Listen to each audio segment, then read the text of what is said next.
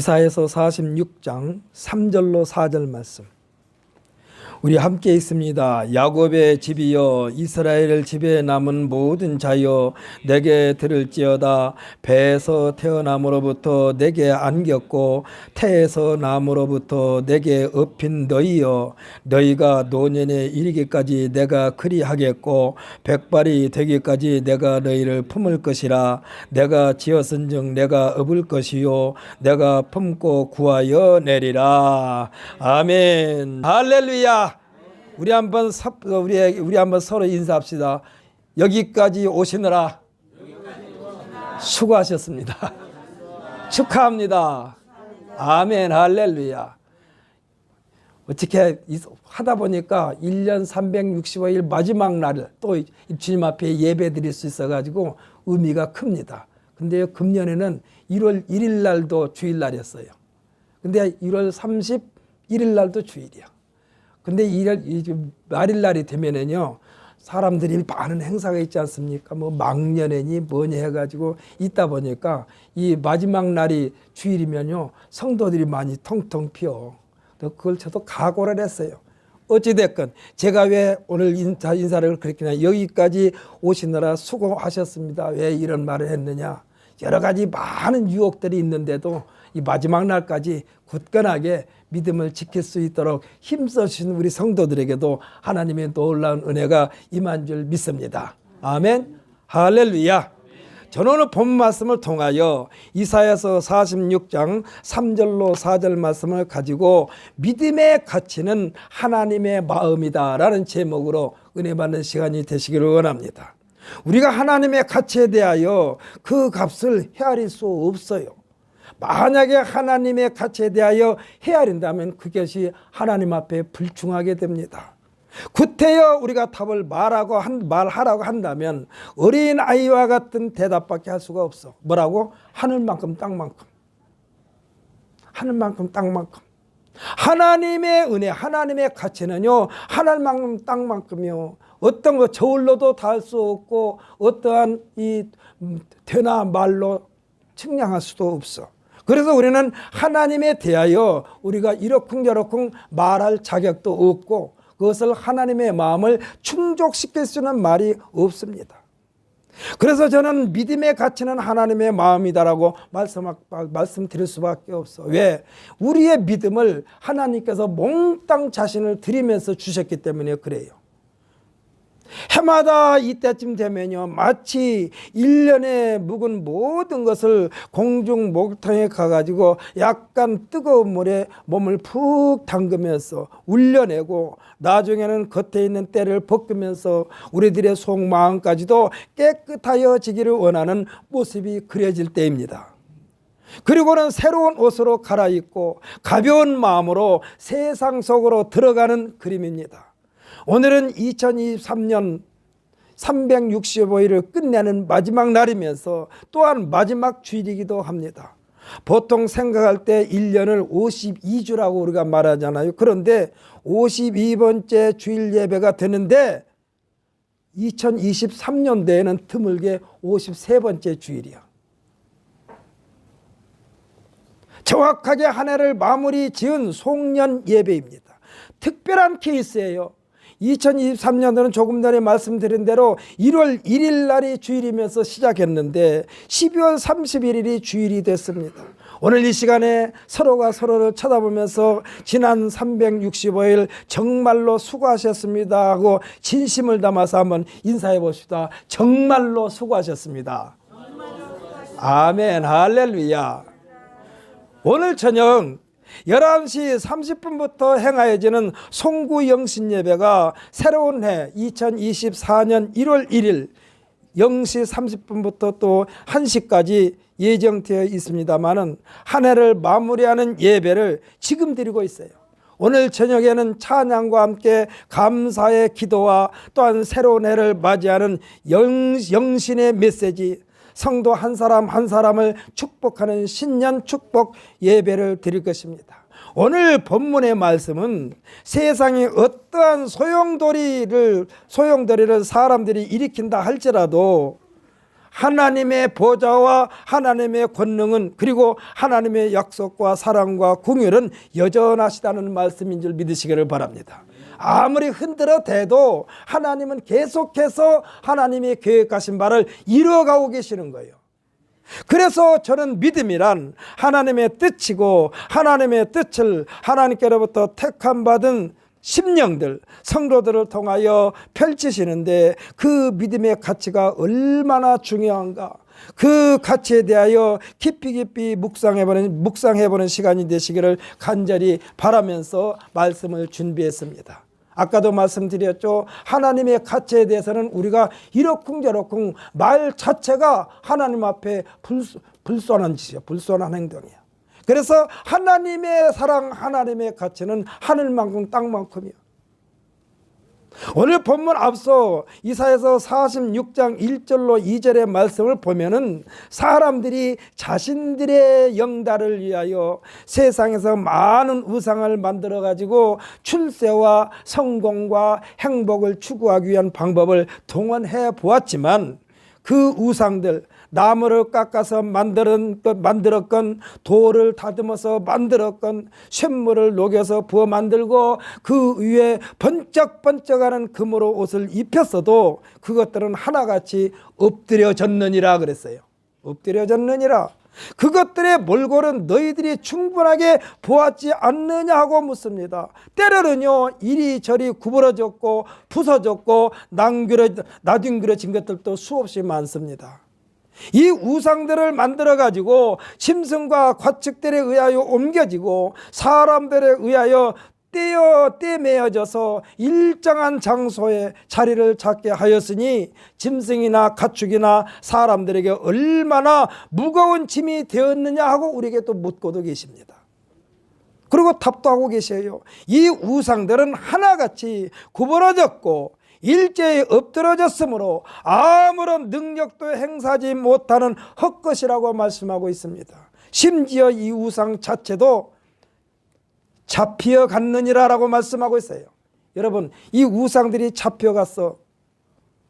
생각해 보십시오. 우리가 요즘 TV를 보게 되면은 세계 10대 불가사의에 대한 것을 방영할 때가 있는데, 그때 화면에 비춰진 곳은 대개가 그 옛날 웅장한 신전들이 대부분인데, 보면은 부서지고 구부러졌고 엎드려진 장면이야.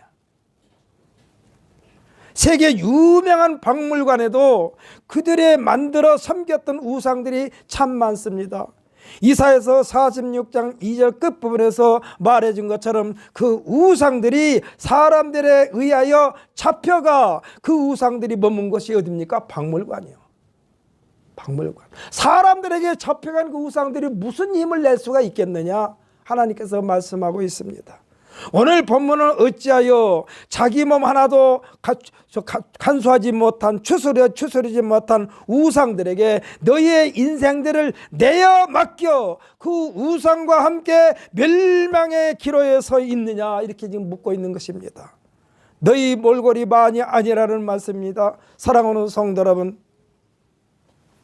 이와 같은 꾸지람을 듣고 있는 우리들이 하나님께 내가 언제 하나님이 아닌 우상들에게 내 인생을 맡겼단 말씀입니까 하고 되묻는 사람들이 있을 것입니다만, 우리 한번 냉정하게 하나님 말씀의 거울에 우리 자신, 나 자신을 비춰보십시다. 지난 시간 1년 365일 가운데 하나님보다 먼저 우리의 마음을 빼앗긴 시간이 있었는가를 지금 점검해 보자는 얘기예요. 이 시간 예배에 참석한 우리 성도들에게 하나님께서 위로의 말씀을 주셨는데, 그것을 찾아서 읽어볼까요? 43장 25절 함께 있습니다. 나 곧 나를 위하여 내 허물을 도말하는 자니 내 죄를 기억하지 아니하리라. 아멘. 할렐루야. 이와 같은 말씀을 하시면서 26절에서도 말씀하신데, 26절도 같이 한번 읽어봅시다. 너는 나에게 기억이 나게 하라. 우리가 함께 변론하자. 너는 말하여 내가 의로움을 나타내리라. 아멘.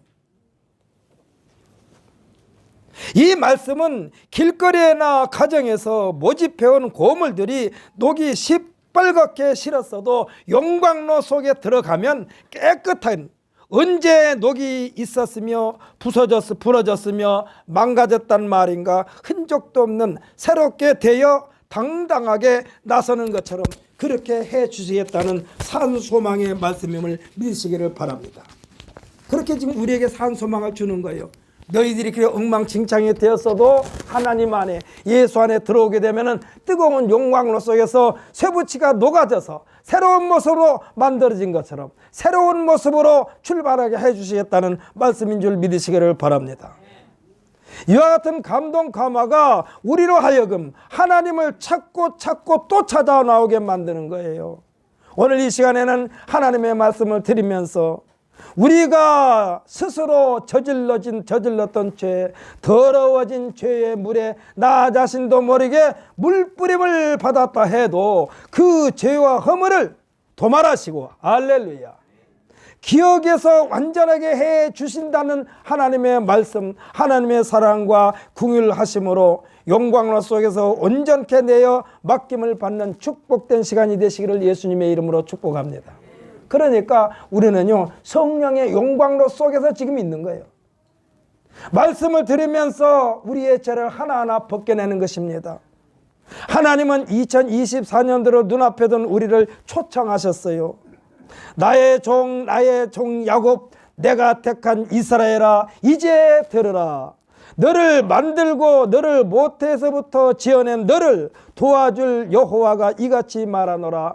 나의 종 야곱, 내가 택한 여소로나 두려워하지 말라. 이와 같이 말씀하시면서 초청하신 내용이 44장 1절로 2절의 말씀이요, 이 말씀에 응하는 자들에게는 하늘의 신령한 복과 땅에 기름진 복보따리를 공급받게 될 줄 믿으시기를 예수님의 이름으로 축복합니다. 오늘 본문의 말씀에는 야곱이라는 이름과 이스라엘이라는 이름이 등장합니다. 물론 이렇게 겹쳐서 부르시는 장면은 참 많아요, 성경에 보게 되면. 그렇다면 하나님께서 야곱이라고 부르시든지 이스라엘아 하고 부르시든지 같은 사람에게 왜 두 가지 이름을 부르셨을까요? 하나님은요, 우리에게 새 사람이 되기를 원하신 줄 믿으시기를 바랍니다. 이게 육의 사람에서 영의 사람으로, 육의 사람은 그 영양을 제 아무리 키워도 이 세상이 끝이요, 아무리 출세해도 이 세상이 끝이요, 아무리 세상에서 돈을 많이 벌고 명성을 얻었어도 이 세상에서 그냥 끝이요. 왜? 세상의 모든 것을 다 심었기 때문에. 반면에 영의 사람은 영원하신 하나님의 나라를 예수님으로 말미암아 받은 사람인 줄 믿으시기를 바랍니다. 예수님께서 수제자인 베드로에게도 시몬이라는 옛 이름을 부를 때가 있었어요. 사랑하는 성도 여러분, 우리는 항상 성도 아무개야 하고 하나님께서 부르실 때 그 이름을 계속해서 지니고 계시기를 예수님의 이름으로 축복합니다. 이 성도란 이름이 굉장한 이름이요. 저는 그래서요, 우리 성도들에게 말씀을 드리고 또 그렇게 부탁을 드립니다만, 제가 주 하나님의 일을 하다가 하나님 나라로 부르심을 받았다고 가정해 보십시다. 절대로 빈소에다가 목사 이종걸이라고 하지 마요. 성도 이종걸 끝에다 목사를 붙여. 목사도 성도요. 성도보다 더 중요한 이름은 없어. 목사는 그냥 일을 시키기 위하여 붙여진 이름이요. 쉽게 생각하고 싶시다. 어떤 단체에 회장이 뽑히면은 그 회장은 그냥 부르기 위해서 불러놓은 거예요. 회장님 사람들로부터 부르게 만든 거예요. 목사도 마찬가지예요. 목사라는 이름이 구원받는데 차등이 있는 게 아니에요. 여기서 있는 이종걸도 엄연히 성도예요. 그래서 빈소에다가 성도 이종걸 끝에다 목사를 붙여야 돼. 목사 이종걸이 아니라 성도 이종걸 목사. 왜? 교회에서 목사로 있었으니까.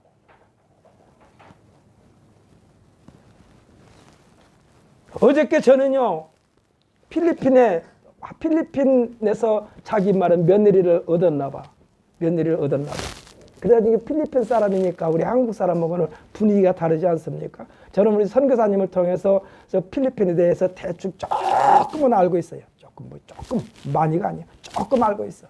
그런데 이제 그 며느리하고 지금 무슨 대화를 하면은 흔히 하는 말로 자기네들은 그렇게 안 했기 때문에 한국 문화를 익히지를 못해. 그래서 늘 속된 말로 말하면 시어머니로부터 잔소리를 많이 들었어. 어저께도 나오는데 보니까 시어머니가 며느리한테 그러더라고. 내가 왜 너한테 큰 소리로 말한 줄 아니?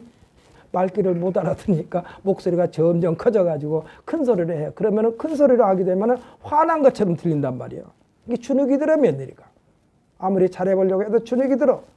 말귀를 못 알아들으니까. 그래가지고 이제 시어머니가 며느리랑 아들은 놔두고 며느리하고 손주하고 필리핀을 방문했어. 이제 쉽게 말하면 사돈집을 갔어. 사돈집에 가서 보니까 판자촌에다가 그 또 2층에다가 화장실은 문이 없고 거실에서 허은이 보이고 옆에 사람에게도 이 말하자면 벽이 없고 카텐으로 쳐가지고 옆에서 속삭이는 소리까지 옆집에 다 들려. 거기를 딱 들어가면서부터 울기 시작이야. 시어머니가. 이런 데서 우리 며느리가 성장했구나. 야, 거기서부터 이제 이해가 되어지는 거예요. 조금씩. 이런 데서 살면서 이런 데서 자랐는데 뭐를 보고 배우겠는가. 그래가지고 이 시어머니가 말하자면 이제 거기서 구경할 거 구경하고 오면서 사돈네하고 좀 며느리를 데리고 미리 이제 아마 짰나 봐. 한국에 있는 자기 남편한테 나 필리핀 가서 이러이러한데 그 돈 얼마 안 드니까 여기 우리 며느리 집 하나 사주고 갑시다 그랬나 봐. 며느리네 친정집 하나 사주고 갑시다 그랬나 봐. 그래가지고 이제 데리고 나와가지고 아니 자기가 지금 살고 있는 데다 비하니까 이건 호텔이요. 뭐 방도 따로 다 있고 화장실도 따로 있고 문도 다 있고 벽도 있고 또 거기에다가 또 그 집에다가 흔히 한 말로 가게도 딸려 있는 집을 이렇게 사줬어. 사가지고 데려가니까 입을 말하자면 감동을 받은 거예요. 며느리도 감동받고. 어찌됐건 그렇게 열악한 가운데서 자란 며느리의 실제 친정집을 방문하고 나서 이 며느리에 대해서 이제 깊이 좀 알게 됐어. 그러니까 며느리는 며느리대로 시어머니한테 얘기하면서 울고 또 시어머니는 며느리한테 이야기하면서 울고 그런 장면을 제가 잠깐 보았습니다. 사랑하는 성도 여러분, 하나님은 우리로 하여금 영의 사람이 되어서 하나님 나라 백성으로서 하나님의 나라에 적응시키려고 영생의 나라에 적응시키려고 이 땅에 있는 동안에 하나님의 말씀을 통하여 우리를 훈련받게 하는 이것을 뭐라고 부르냐? 신앙생활이라고 그러는 거예요.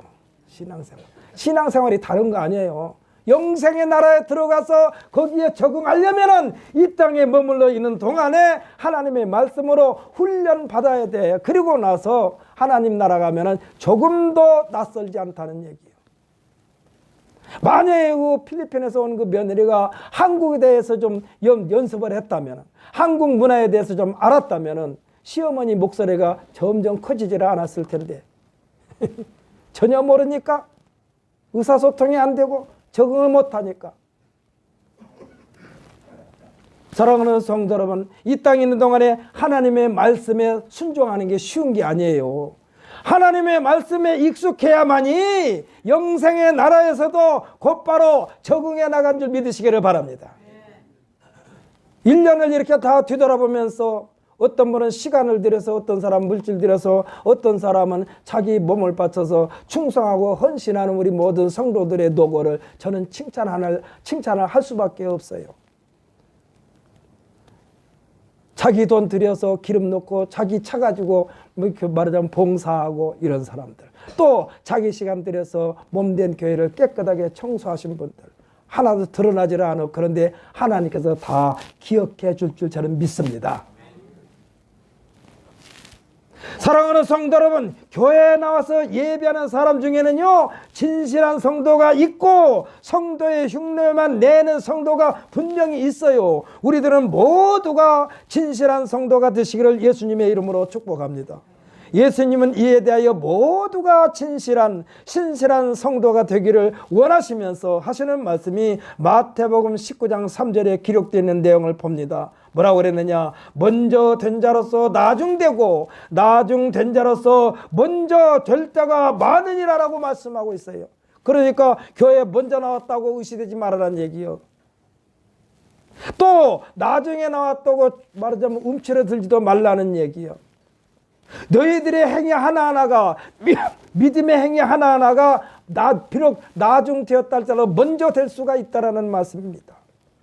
이는 마치 경쟁을 부추기는 말씀처럼 들리지만은 언제든지 역전될 수 있으니 긴장을 품지 말라라고 말씀하고 있습니다. 무사한 일에 빠지지 말라는 말씀도 됩니다. 우리들이 주고받는 대화 가운데 이런 말 있잖아요. 특히 운동 경기에서 그런 말을 하더라고. 뭐라고 하냐? 끝날 때까지는 끝난 것이 아니야. 끝날 때까지는 끝난 것이 아니야. 우리의 끝은 어디입니까? 이 세상의 끝은요, 어디냐면은 하나님을 대면할 때 그게 이 세상에서 끝이요. 그러니까 하나님을 대면했을 때 하나님께서 나는 너를 도무지 알지 못하노라 하면 그 인생은 허당이요. 예수님께서 마태복음 산상훈 가운데 마태복음 7장에서 그런 말씀 하시지 않았습니까? 사람들이 와가지고 주여 주여 우리가 주의 이름으로 귀신을 쫓아내며 많은 권능을 행치 아니하였나이까? 그런데 어찌하여 나를 모른 채 하십니까? 라고 말할 때에 예수님께서 뭐라고 하세요? 불법을 행하는 자들아 다 내게서 떠나가라.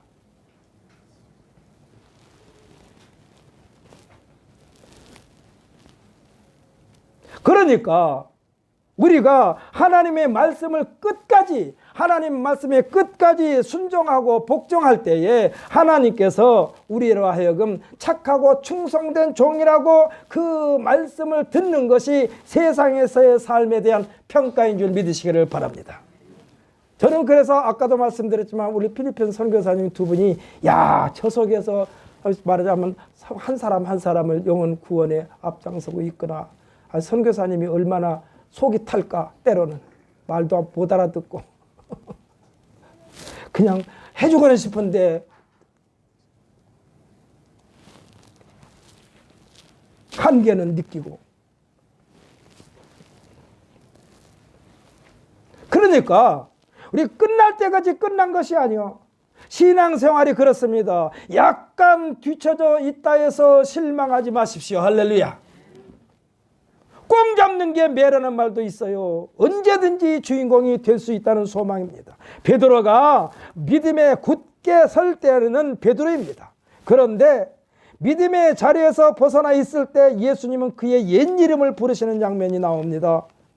그의 믿음을 회복시키기 위해서 그의 옛 이름을 부르는 거예요. 그 장면이 요한복음 21장 15절로 17절까지인데 여기는요 예수님이 부활하셔가지고 지금 베드로를 찾아가셔가지고 말씀하신 장면이요.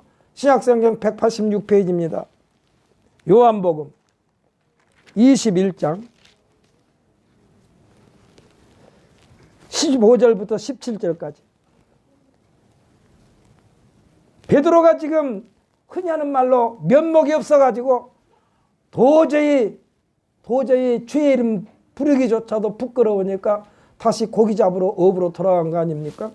우리 요한복음 21장 15절로 17절까지 함께 있습니다. 그들이 조반 먹은 후에 예수께서 시몬 베드로에게 이르시되 요한의 아들 시몬아 내가 이 사람들보다 나를 더 사랑하느냐 하시니 이르되 주님 그러하나이다. 내가 주님을 사랑하는 줄 주님께서 아시나이다. 이르시되 내 어린 양을 먹이라 하시고 또 두 번째 이르시되 요한의 아들 시몬아 네가 나를 사랑하느냐 하시니 이르되 주님 그러하나이다. 내가 주님을 사랑하는 줄 주님께서 아시나이다. 이르시되 내 양을 치라 하시고 세 번째 이르시되 요한의 아들 시몬아 네가 나를 사랑하느냐 하시니 주께서 세 번째 네가 나를 사랑하느냐 하심으로 베드로가 근심하여 이르되 주님 모든 것을 아시오매 내가 주님을 사랑하는 줄을 주님께서 아시나이다. 예수께서 이르시되 내 양을 먹이라.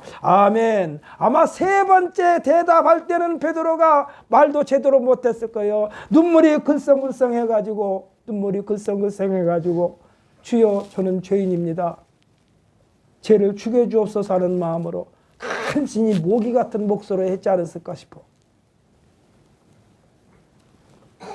지금 예수님은 베드로야 하고 부르지 않고 요한의 아들 시몬아 하고 부르셨어요. 사랑하는 성도 여러분, 우리의 옛 이름이 부르지 않고 새 이름 성도라는 이름을 달고 사는 우리 모두가 되시기를 예수님의 이름으로 축복합니다. 저는 그래서 가끔 그래요. 이제 뭐 뉴스를 듣든 뭘 듣면은 목사 안수 한번 받았으면 우리들은 보통 그걸 항존질이라고 말을 해요. 그런데 목사 안수 받고 진짜로 하나님의 일을 하지 않고 세상 일을 한다면요, 목사라는 그 명칭 자체를 떼야 돼. 목사는요, 목회를 할 때만 목사요. 하나님이 일을 하지 않고 세상으로 갔으면 목사가 아니에요. 어떤 사람이 가수하다가 목회를 말하자면 안수를 받고 목회를 했는데 다시 목회를 그만두고 다시 가수로 갔어. 그러면 그냥 가수야, 목사 아니요. 근데 꼭 끝에다 목사를 붙여주더라고. 세상 노래 부르는데.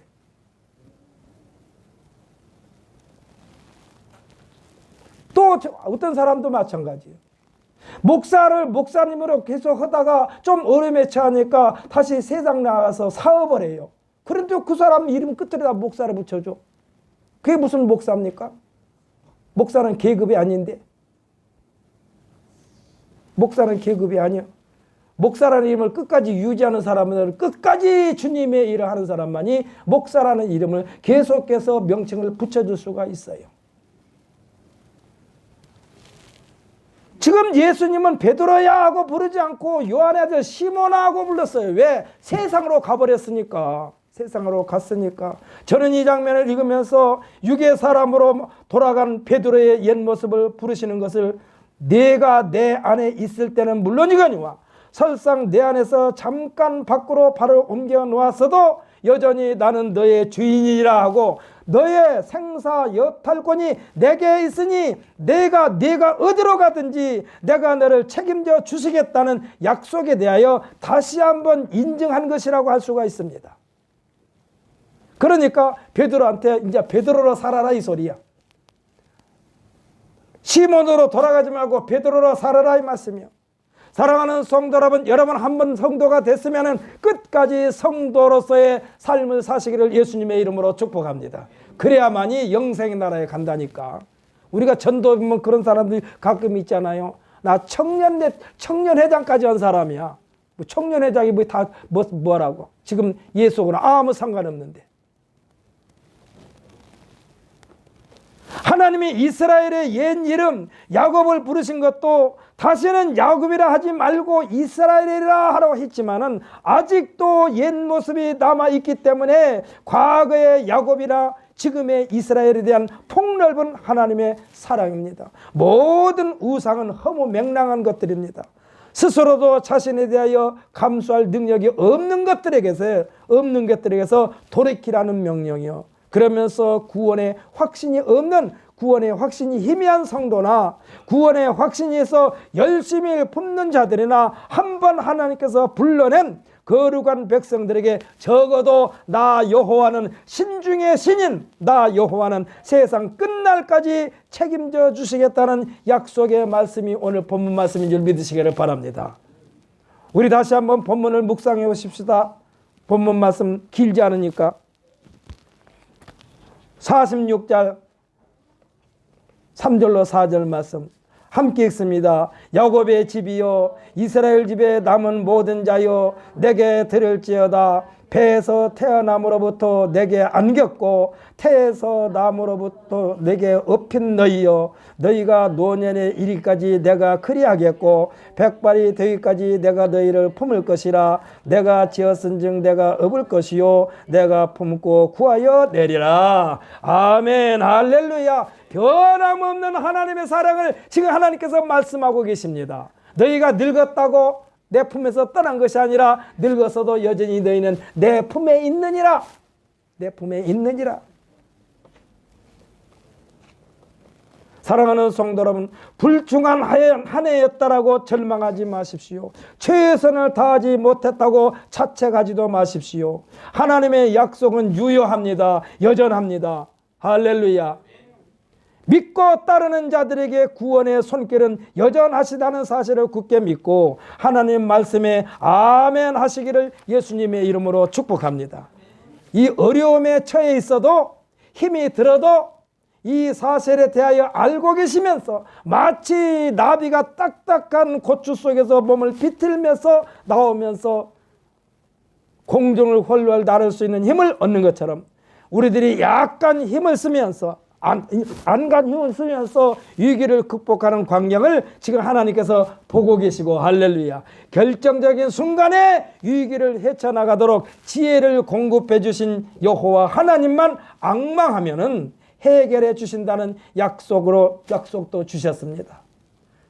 그것도 한번 읽어볼까요? 이사야서 40장입니다. 이사야서 40장. 이사야서 40장 27절부터 31절까지입니다. 본보다 조금 앞이니까 이사야서 40장 27절부터 31절까지 함께 있습니다. 너는 알지 못하였느냐? 27절. 야곱아 어찌하여 내가 말하며 이스라엘아 내가 이르기를 내 길은 여호와께 숨겨졌으며 내 송사는 내 하나님에게서 벗어난다 하느냐? 너는 알지 못하였느냐? 듣지 못하였느냐? 영원하신 하나님 여호와 땅끝까지 창조하신 이는 피곤하지 않으시며 곤비하지 않으시며 명철이 한이 없으시며 피곤한 자에게는 능력을 주시며 무능한 자에게는 힘을 더하시나니 소년이라도 피곤하며 곤비하며 장정이라도 넘어지며 쓰러지되 오직 여호와를 앙망하는 자는 새 힘을 얻으리니 독수리가 날개치며 올라간 같을 것이요 다른 박질하여도 곤비하지 아니하겠고 걸어가도 피곤하지 아니하리로다. 아멘. 할렐루야. 성경에서 야곱아 하고 부르실 때나 이스라엘아 하고 부르실 때에는 성도들하고 부르시는 것과 같아요. 개인적으로는 우리 자신의 이름을 부르시는 것으로 받아들이면서 눈과 귀를 집중하기만 하면은 우리를 통해서도 역사하시고 영광 받을 줄 믿으시기를 예수님의 이름으로 축복합니다. 이사야서 45장 46장을 읽어보면은 유난히 나는 여호와라 나 외에는 다른 이가 없나니 나 밖에 신이 없느니라 하신 말씀이 거듭거듭 나옵니다. 이 말씀은 야곱아 이스라엘아 신을 믿으려면 제대로 알고 믿으며 섬기라는 말씀이요.